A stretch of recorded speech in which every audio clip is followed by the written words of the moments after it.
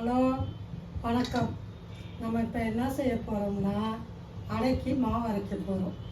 அதுக்கு என்ன தேவைன்னா ஒரு டம்ளர் அரிசி, ஒரு டம்ளர் அதுக்கு தேவையான பருப்பு, கடலைப்பருப்பு, துவரம் பருப்பு 2 சேர்த்து உளுந்தம்பருப்பு 3 சேர்த்து ஒரு டம்ளர் போடணும்.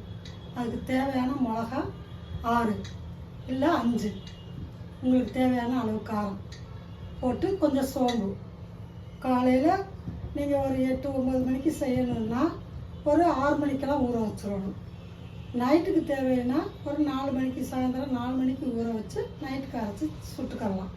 அதுக்கு தேவையானது போடுறது தேங்காய் திருவியும் போடலாம், பொடியாக கட் பண்ணியும் போடலாம்.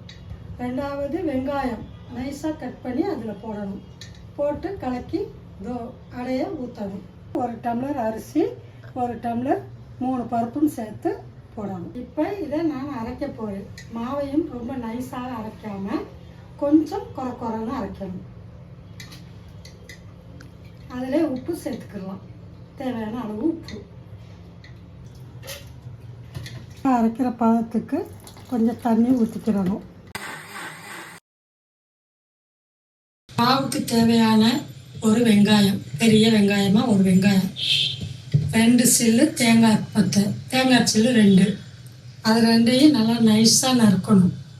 நறுக்கி அதுக்கப்புறம் ஒரு 10 கருவேப்பிலை, அதையும் பொடியாக நறுக்கி இதை ஒன்றா போட்டு கொஞ்சோண்டு மஞ்சத்தூள் போட்டு எல்லாத்தையும் போட்டு மிக்ஸ் பண்ணி நல்லா கலந்துட்டு அதுக்கப்புறம் தோசைக்கல்லில் தோசையை ஊற்ற வேண்டியது தான்.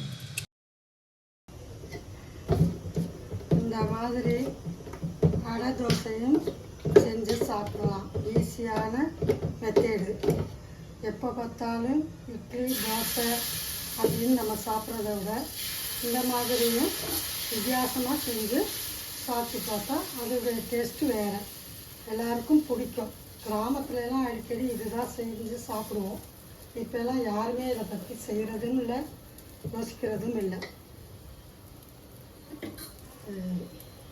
இப்போ அடை தோசை ஊற்றியாச்சு கல்லில். இதுக்கு சைடிஷு அவியலும் பண்ணிக்கலாம். நமக்கு தேவையான அது பண்ண நேரம் இல்லைன்னு சொல்லி சொன்னால் ஒரு சட்னி ரெடி பண்ணிக்கலாம். இல்லை சர்க்கரை, நாட்டு சர்க்கரையோ இல்லை சீனியோ ஏதோ கூட ஒன்று தொட்டு சாப்பிடலாம். நல்லா டேஸ்ட்டாக இருக்கும். செஞ்சு சாப்பிட்டு பாருங்கள். இப்போ இந்த அடை ரெடி ஆயிடுச்சு. எடுத்து ஒரு பிளேட்டில் வைக்கிறேன். இப்போ இந்த அடையை சாப்பிட்டு சந்தோஷமாக இருங்க.